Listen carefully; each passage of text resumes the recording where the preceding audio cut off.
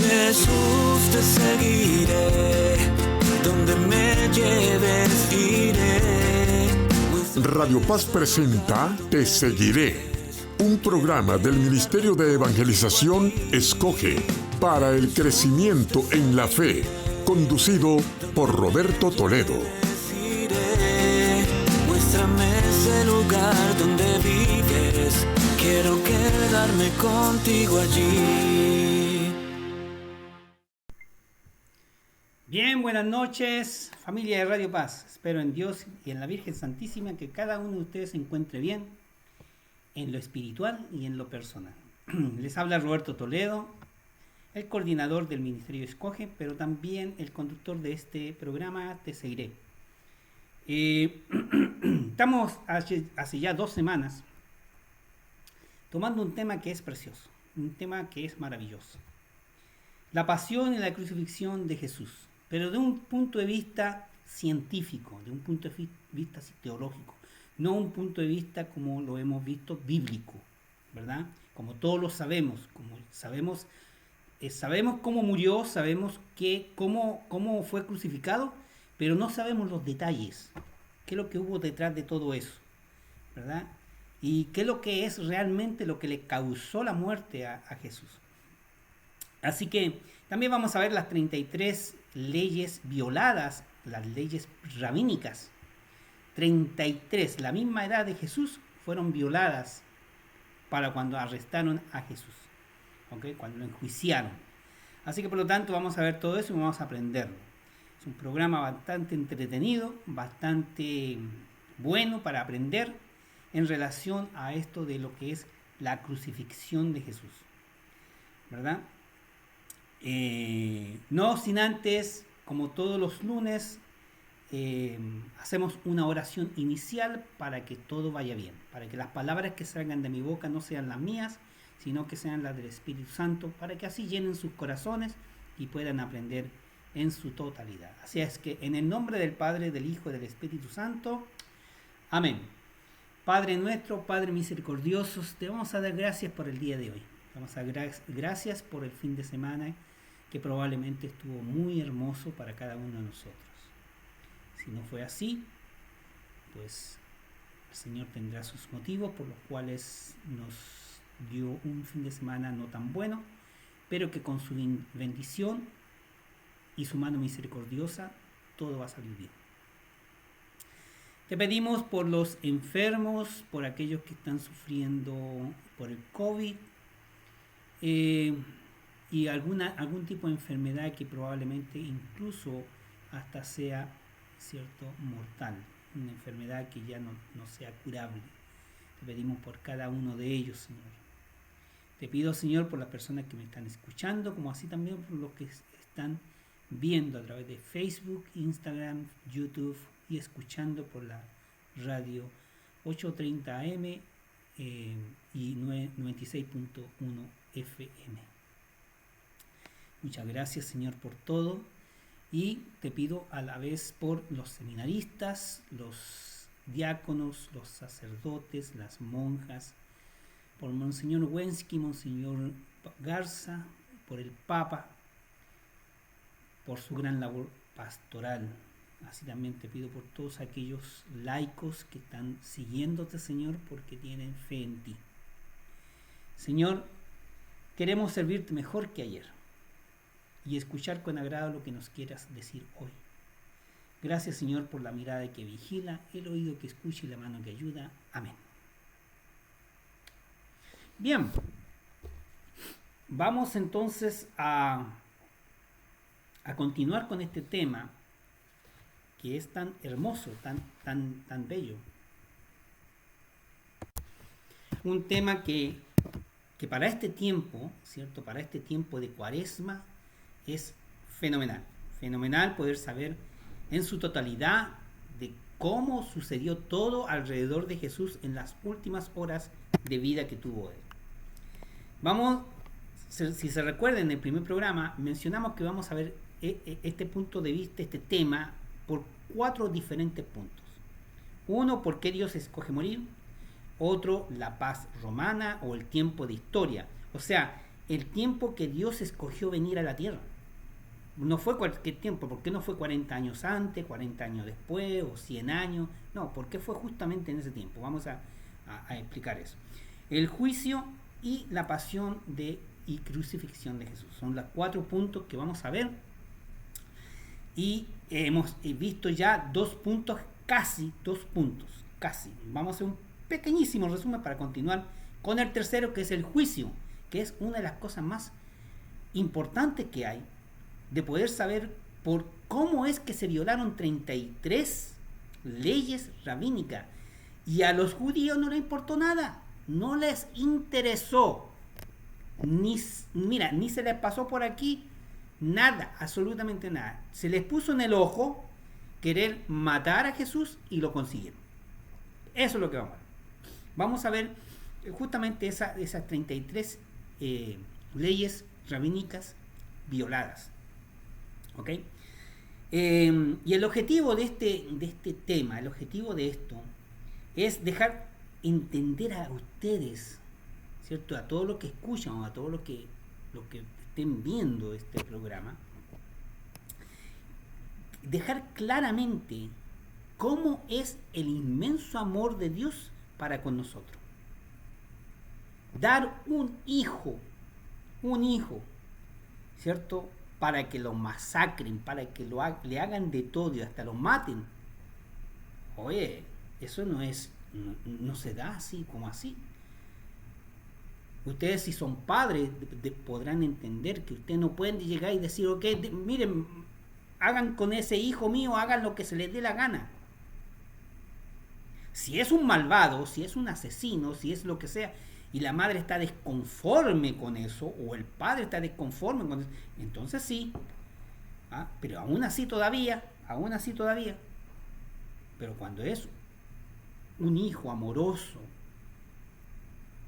que es tierno, que hace milagro, que se da por la vida, se da por los demás, se da por la humanidad, atiende a todo el mundo, etc.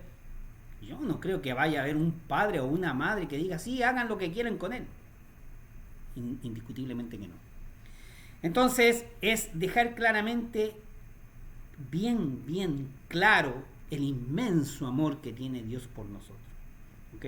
Y lo injusto y lo ilegal que fue ese juicio, que vamos a ver ahora, ese juicio y esa crucifixión.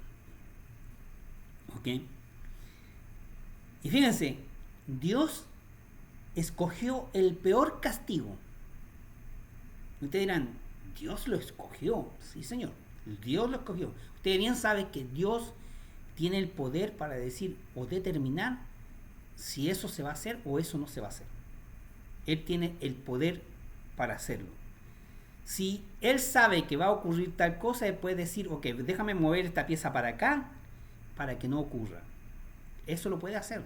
Tiene el poder de hacerlo. Muchas veces cuando usted piensa que va a hacer una cosa, dice, voy a hacer tal cosa, y resulta ser que ocurre otra totalmente distinta, que no pensaba usted que iba a suceder. Porque Dios movió la pieza. Decir, no, esto no va a suceder contigo, va a suceder todo. Eso es así, tal cual. Entonces, Dios escoge morir de la peor forma que hay. ¿Por qué y para qué? ¿Por qué y para qué? Entonces, vamos viendo el por qué. ¿Por qué tenía que ser crucificado Jesús? Hay 2 respuestas. Una, para salvarnos, que todo el mundo la sabe. Usted, cuando pregunta por ahí por qué Dios murió en la cruz por nosotros, para salvarnos. Todo el mundo dice lo mismo. La segunda es porque estaba profetizado. 500 a 1000 años antes ya estaba profetizado de que Él iba a morir. ¿Ok?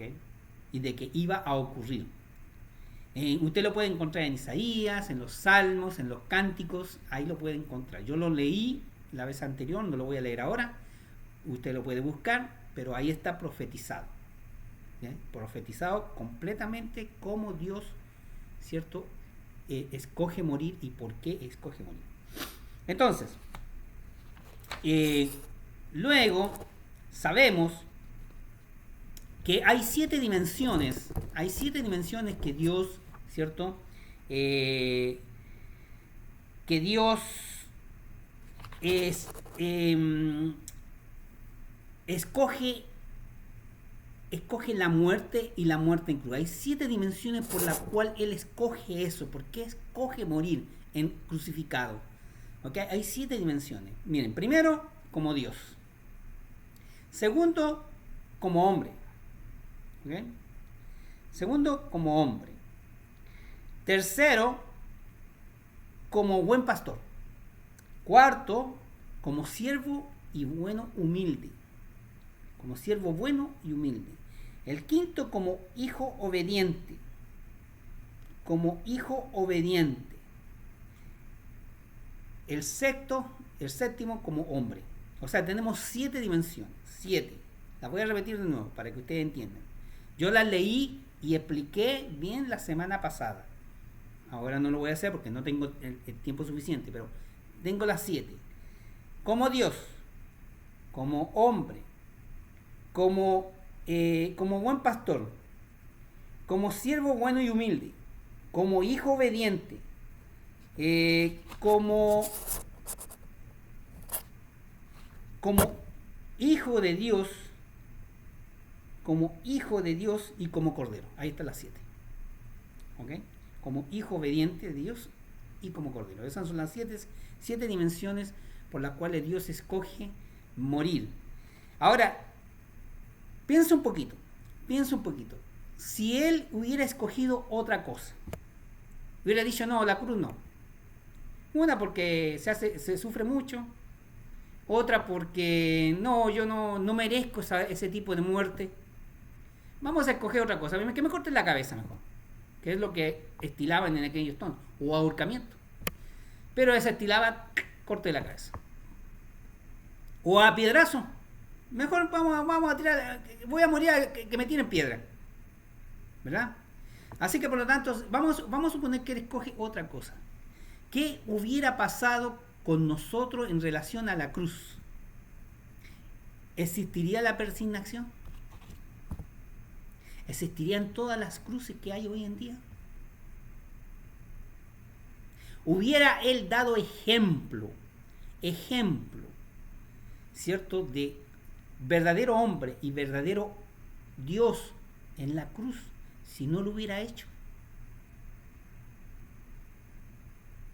¿Hubiera dado ejemplo a la humanidad de que él podía vencer a la muerte en la parte más peor que había, que era matarlo crucificado? Piense. En estos momentos, cuando nosotros entramos a la iglesia, ¿qué es lo que hacemos? Nos persignamos. ¿Hubiéramos entrado a una iglesia para persignarnos? No. Vamos a suponer que le hubieran matado a piedrazo. Hubiéramos entrado a la iglesia, a lo mejor no hubieran tenido que tirar piedra. Entonces, esa es la situación. O a lo mejor nosotros darnos con una piedra, ¿verdad? Eso es la situación. Eso es lo que usted tiene que pensar. ¿Por qué Dios escoge morir en la cruz? ¿Por qué? ¿Para qué? Esas son las situaciones, ¿verdad? Ok. El tiempo que vino Jesús, que es la Pax Romana, existía la Paz Romana, que fue dada por el emperador romano Pompeo, ¿okay?, que toma Jerusalén en el año 29 y dura hasta el año 180 después de Cristo. O sea, 29 antes de Cristo, 180 después de Cristo. Entonces, este emperador dice, vamos a estar en un tiempo de paz. Y en ese exclusivo tiempo es cuando Dios escoge venir. Por eso vino en el año 33, en el año 0, y murió en el 33. Un tiempo de paz. No habían guerras, no había nada. Había tiempo de paz, ¿verdad?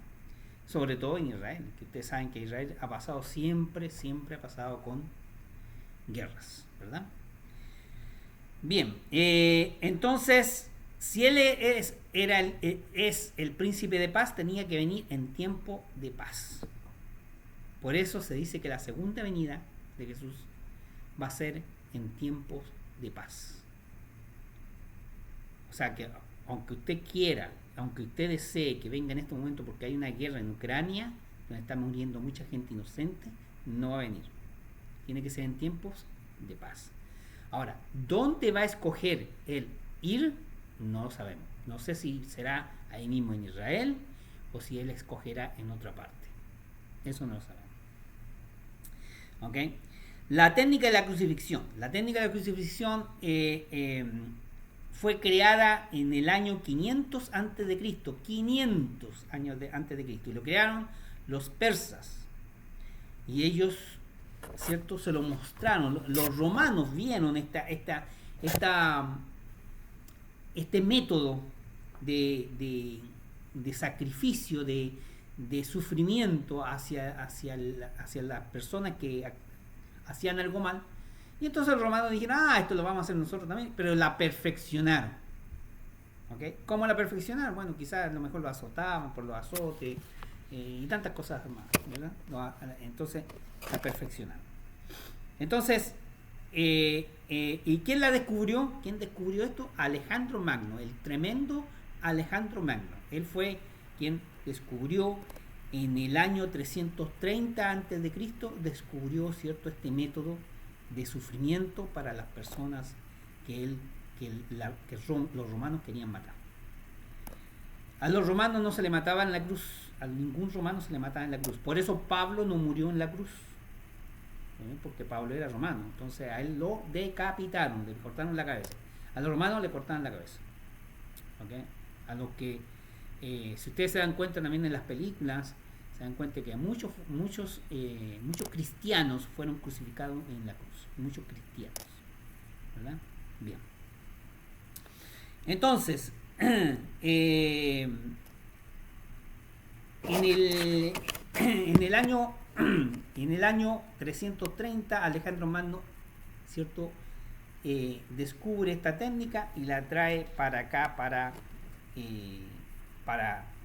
la parte occidental. Ahora veamos lo de Poncio Pilato. Poncio Pilato. Fue gobernador desde el 26 a.C. hasta el 36 después de Cristo. O sea que él murió, él fue gobernador 3 años después de que Jesús muriera. Murió en el 33, 3 años después, Pilato dejó su cargo de emperador. ¿Cómo es que él llegó a ese poder? Bueno, él tenía el poder, era el único, uno de los únicos, no era el único, uno de los únicos gobernadores de Judea, gobernador de que tenía el privilegio de declarar muerte a una persona. No todos los gobernadores tenían ese poder, pero Pilato sí. Pilato tenía el poder de condenar a muerte. ¿Okay? ¿Cómo empezó todo? ¿Cómo empezó el asunto cómo empezó lo de toda esta tragedia para llegar, ¿cierto?, al juicio, para llegar a enjuiciar a Jesús?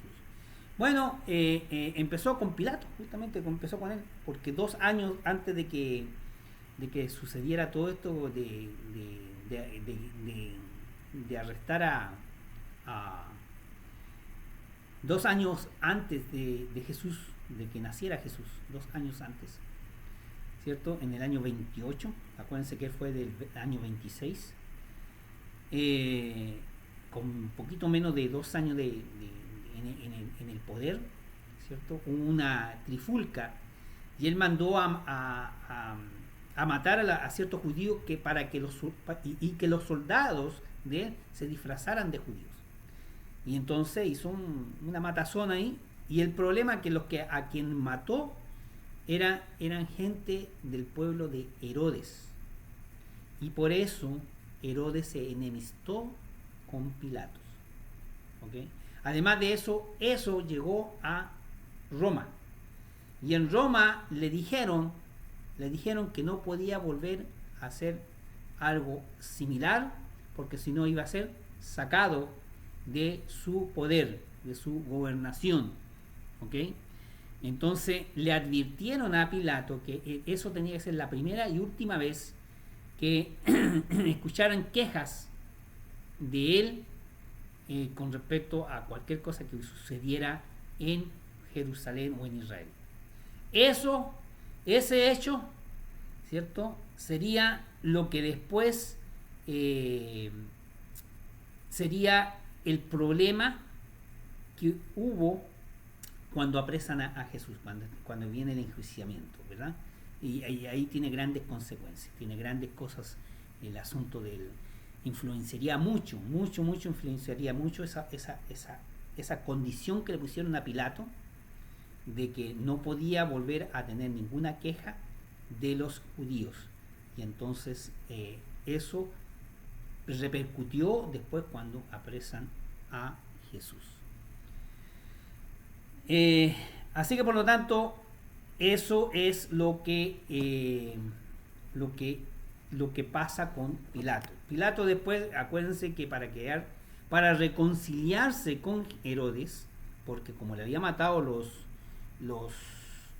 ciudadanos, algunos ciudadanos, entonces para reconciliarse con él le manda a Jesús allá para que él, a ver si él lo encuentra culpable, para que Herodes sea el que determine matarlo, ¿verdad? Pero Herodes, ¿qué pasa?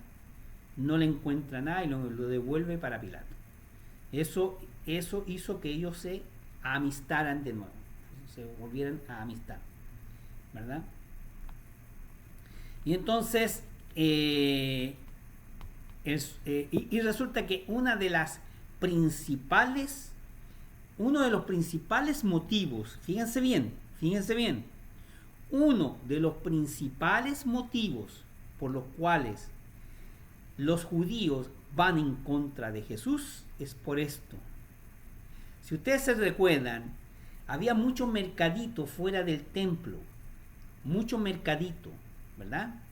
Y había un mercadito que estaba, ¿cierto?, casi en las puertas del templo, que era el principal.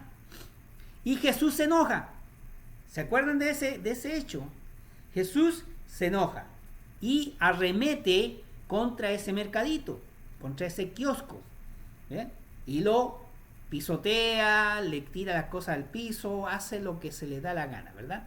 Y entonces, y ahí viene la consecuencia, la primera consecuencia y una de las más principales, ¿verdad?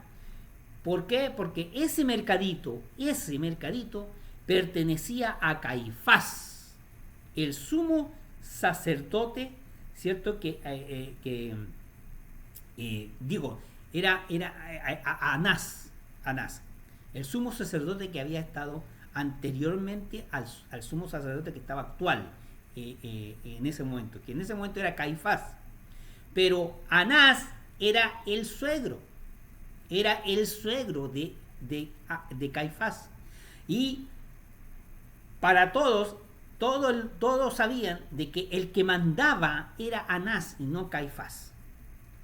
¿Por qué? Porque Anás seguía siendo como el jefe, a pesar que no estaba ya dentro del cargo, él seguía ordenando y mandando. Y ese hecho de que Jesús le revolcara, le hiciera ese daño a ese mercado que estaba ahí justo a la puerta del templo, entonces ese mercadito, como pertenecía a Anás, quedó con sangre en el ojo y dice: aquí voy contra Jesús.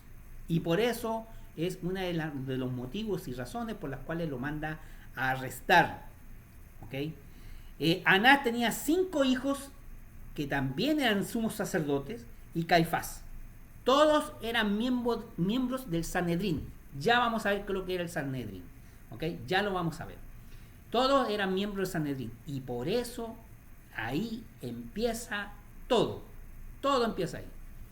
Lo vamos a ver ahora en la segunda parte. No se vaya porque viene lo mejor. El enjuiciamiento a Jesús y las 33 leyes violadas para poderlo arrestar y matar. Ya regresamos.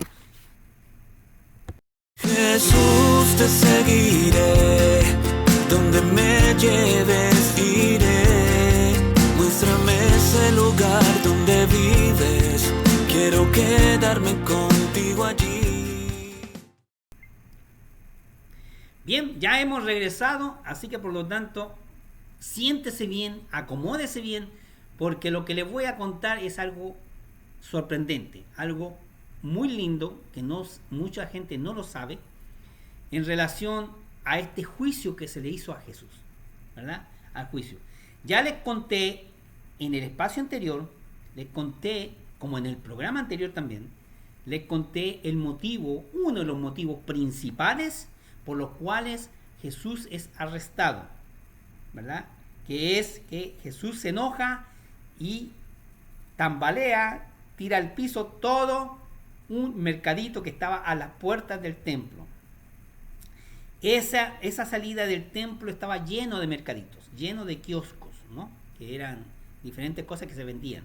Pero el más cercano al templo, era uno de los principales y el que más vendía, porque estaba más cerca. Y ese mercadito le pertenecía al sumo sacerdote, al ex sumo sacerdote Anás, que era el suegro del sumo sacerdote Caifás, que ese era el que estaba en ese momento.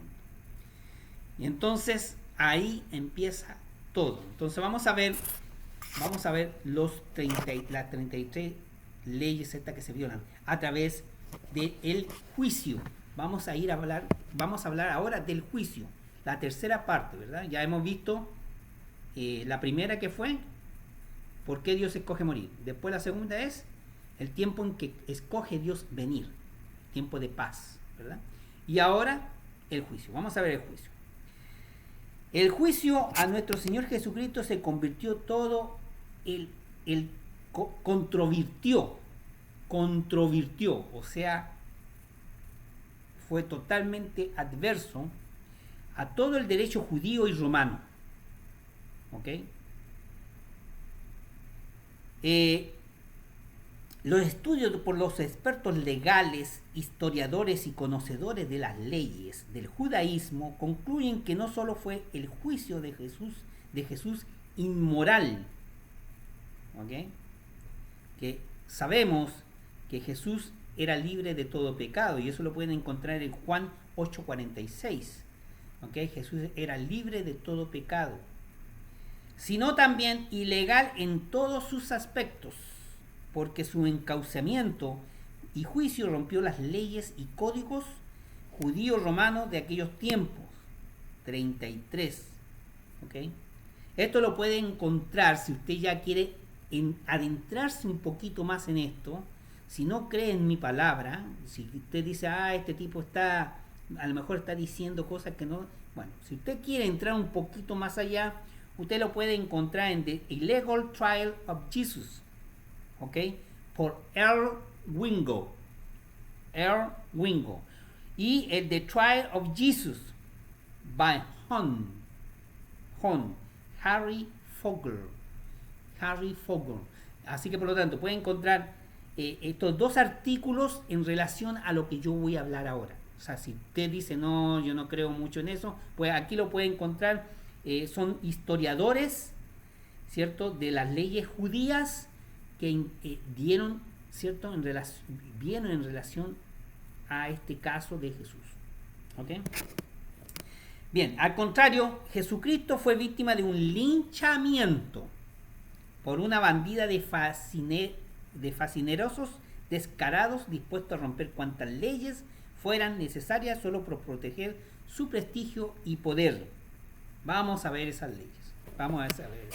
Ya les conté que a Anás no le importaba absolutamente nada. Lo mismo que a Caifás. Y Caifás hacía todo lo que Anás decía porque era el suegro. Así que, bien, 33 leyes. Vamos con la primera. La número 1.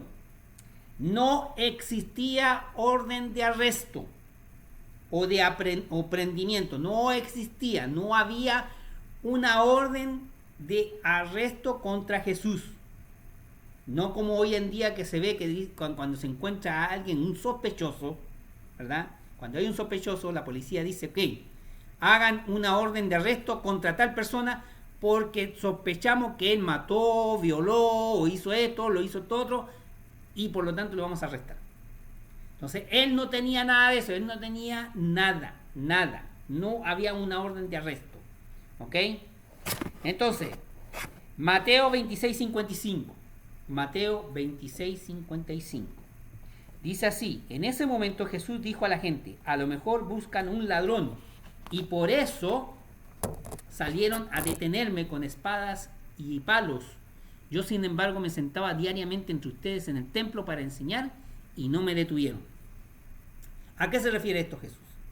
Se está refiriendo de que por qué en ese momento lo van a arrestar, si había pasado tanto tiempo entre ellos hablando, predicando, evangelizando, ¿cierto? Curando, haciendo milagros, haciendo tantas cosas, y nunca lo arrestaron, nunca fueron a prenderlo a él.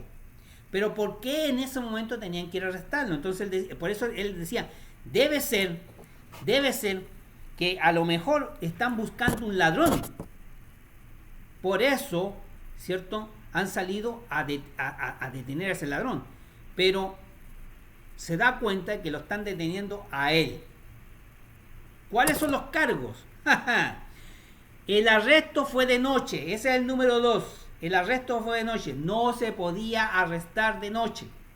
Hoy en día sí se puede. Pero en aquellos entonces no se podía. No se podía arrestar de noche. Había muchos motivos por los cuales no se podía arrestar. Se tenía que esperar hasta el día siguiente para poder arrestar a una persona. Ahora no. Ahora se puede hacer. ¿Ok? Pero el arresto fue de noche. Juan 13:30. Juan 13:30. Y enseguida, después de recibir el bocado, Judas salió. Ya era de noche, en contra de la ley mosaica. Ya era de noche. Y enseguida, después de recibir el bocado, Judas salió. Ya era de noche. O sea, cuando Judas sale de la última cena, ¿cierto? Cuando él sale hacia los sumos sacerdotes para traicionar a Jesús, ¿cierto? Para decirle que vayan a arrestarlo por las 30 monedas, ya era de noche. Ya era de noche.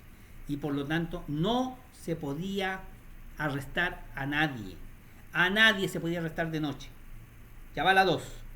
Número 3. ¿Okay? Se prende a Jesús usando un conspirador, así violando las leyes rabínicas. Se prende a Jesús, o sea, se arresta, ¿verdad?, a Jesús usando un conspirador. ¿A quién? A Jesús. Se está violando la ley rabínica. Se violó la ley rabínica cuando se hizo a través de un conspirador. Número 4. El sumo sacerdote ya había sentenciado y escogido matar a Jesús sin juzgar el caso. Sin juzgarlo. Ya lo había condenado. Ya lo había matado. Para él lo quería muerto. Sí o sí. Se acabó. Ya no había otra opción. Él quería muerto a Jesús. No lo quería de otra forma. ¿Ok? ¿Por qué? Uno de los motivos principales. Su negocito, su mercadito en el templo. Motivo principal. Uno de los motivos principales. No era el motivo principal. Uno de los motivos sí. ¿Ok? Así que eso lo encontramos en Juan 11:47 al 53. 11:47 al 53, y vamos a verlo. Dice así: los sumos sacerdotes y los fariseos convocaron un consejo y dijeron: ¿qué hacemos? Porque este hombre realiza muchos signos. Si lo dejamos seguir así, todos creerán en él, y los romanos vendrán y destruirán nuestro lugar santo y nuestra nación. Uno de ellos, llamado Caifás, que era el sumo sacerdote en ese año, les dijo: ustedes no comprenden nada. ¿No les parece preferible que un solo hombre muera por el pueblo y no que perezca la nación entera? No que perezca, que perezca la nación entera. No dijo eso por sí mismo, sino que que profetizó como sumo sacerdote que Jesús iba a morir por la nación. Y no solamente por la nación, sino también para congregar a la unidad a los hijos de Dios que estaban dispersos. A partir de ese día resolvieron que debían matar a Jesús. A partir de ese día decidieron matar a Jesús. Matarlo. No arrestarlo. No enjuiciarlo. No darle 4 años de cárcel.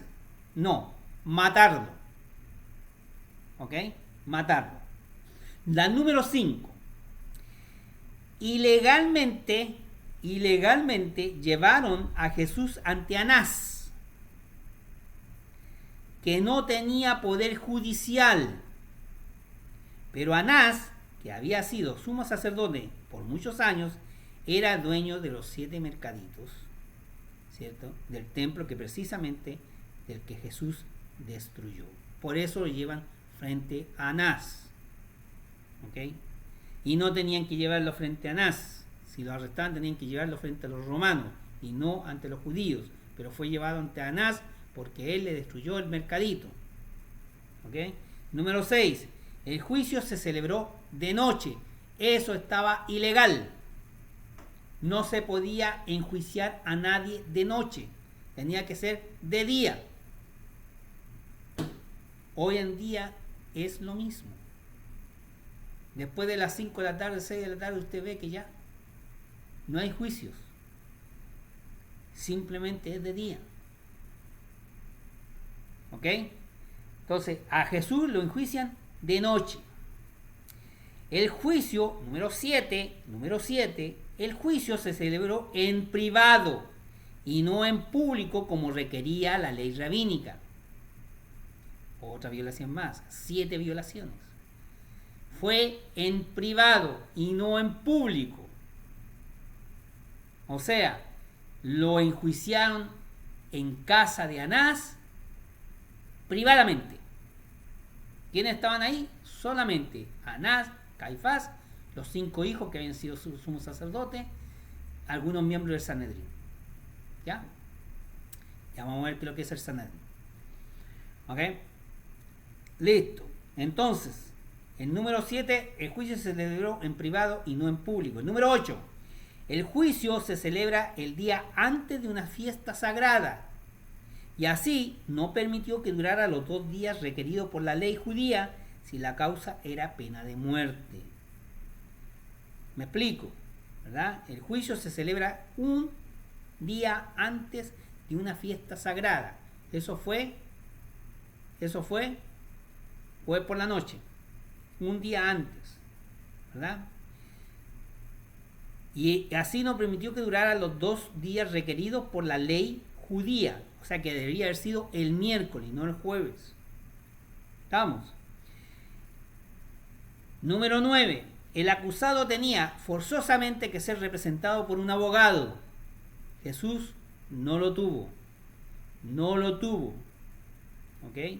El acusado tenía que forzosamente que ser representado por un abogado. Jesús no lo tuvo. ¿Ok? Número 10. No se aceptaba evidencia circunstancial o de un tercer partido o en un juicio judío. No se aceptaba evidencia circunstancial, como todavía hoy en día no se aceptan evidencias circunstanciales.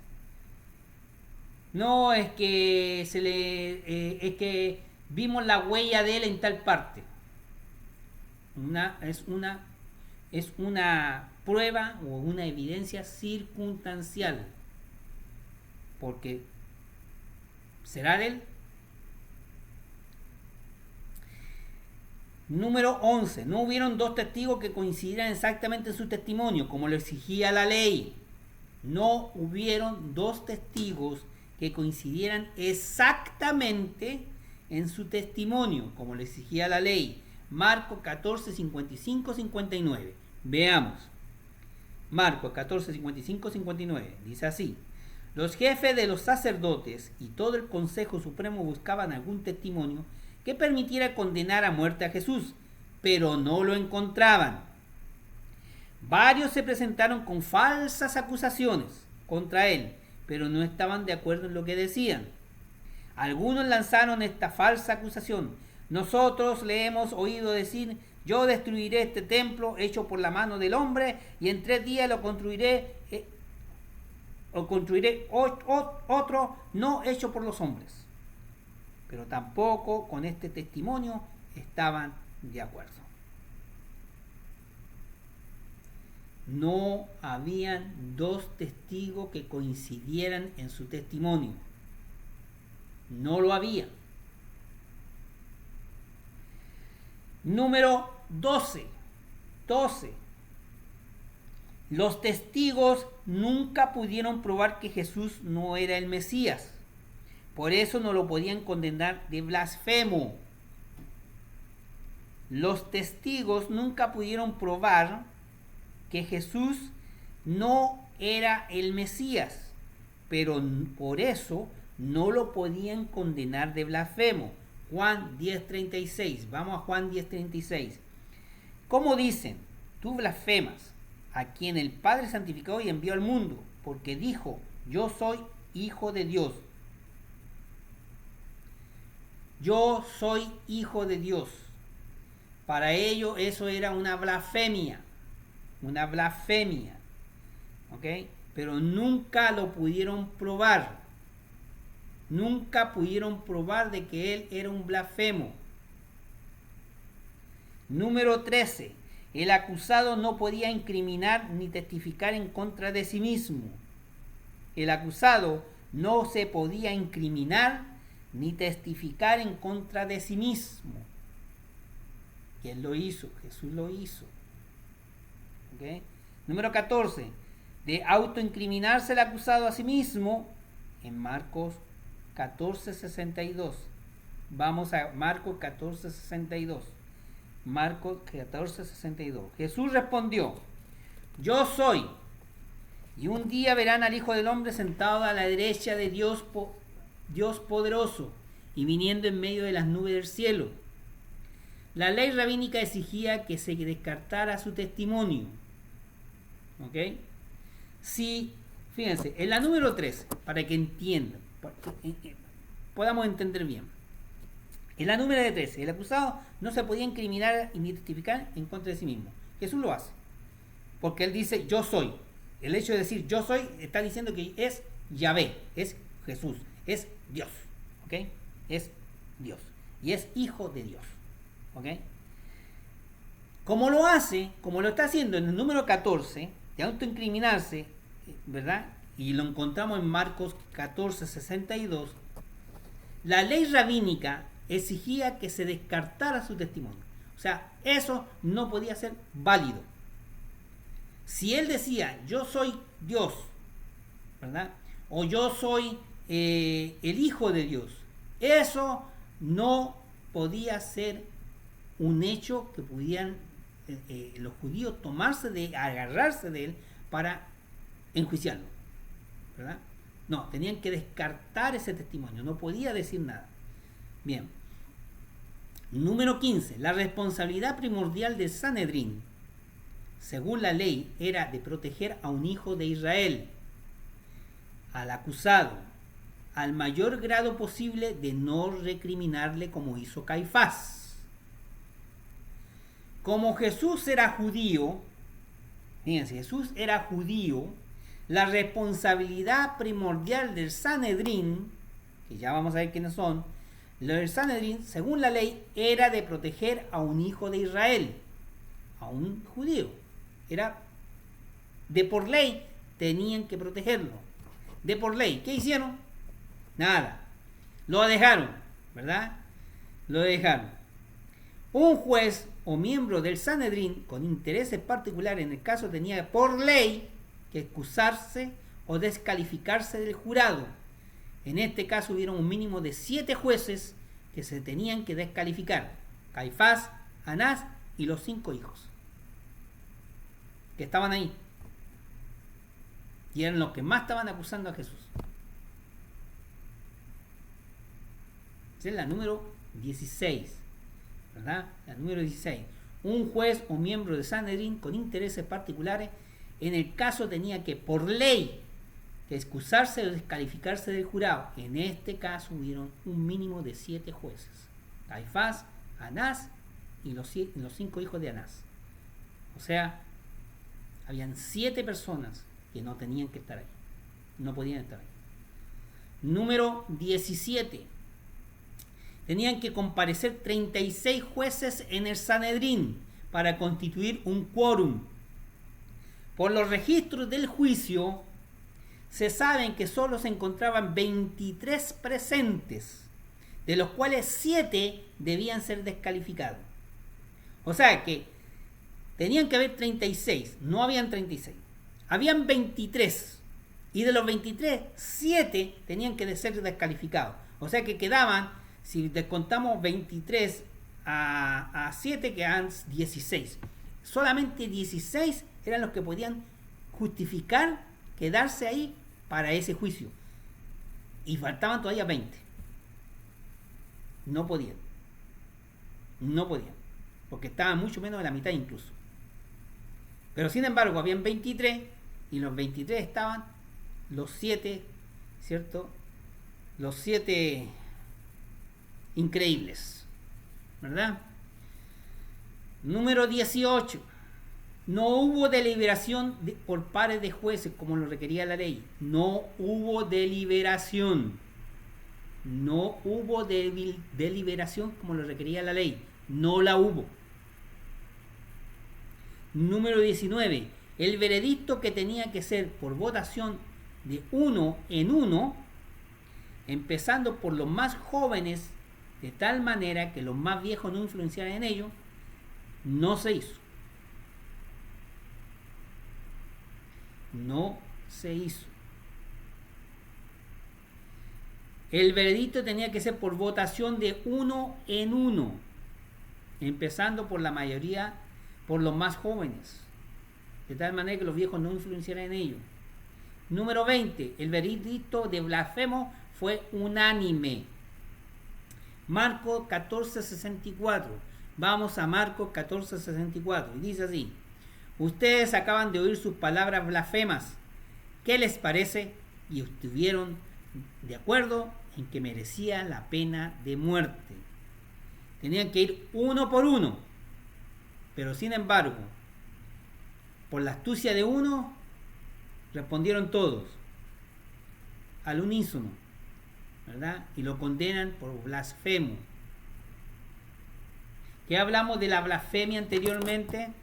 ¿Qué se dijo sobre la blasfemia? Los testigos nunca pudieron probar que Jesús no era el Mesías. Por eso no lo podían condenar de blasfemo. No podían condenarlo de blasfemo. Ese fue en la número 12. ¿Ok? En la número 12. Y en la número 20, lo condenan de blasfemo. ¿Ok? Lo condenan de blasfemo. En la número 21, y aquí vamos a quedar, dice así: el sumo sacerdote se rasga las vestiduras. Eso está en contra de las leyes rabínicas. Cuando se raja la vestidura, en contra de las leyes rabínicas. Marcos 14:63 y Mateo 26:65. Marcos 63. El sumo sacerdote rasgó su vestidura horrorizado y dijo: ¿para qué queremos ya testigos? Y en Mateo 26:65 dice: entonces el sumo sacerdote le rasgó la ropa diciendo: ha blasfemado, ¿para qué necesitamos más testigos? Ustedes mismos acaban de oír estas palabras blasfemas. Número 21. Hasta aquí quedamos. Vamos a seguir con las leyes rabínicas, las violaciones a las leyes rabínicas en el juicio de Jesús, en el próximo lunes. ¿Ok? No se preocupe. Vamos a verlas todas, así que no se preocupe, ¿ok? Así que nos vemos el próximo lunes. Bye bye. Jesús, te seguiré, donde me lleves iré. Radio Paz presentó Te Seguiré, un programa del Ministerio de Evangelización Escoge para el crecimiento en la fe, conducido por Roberto Toledo. Muéstrame ese lugar donde vives, quiero quedarme contigo allí.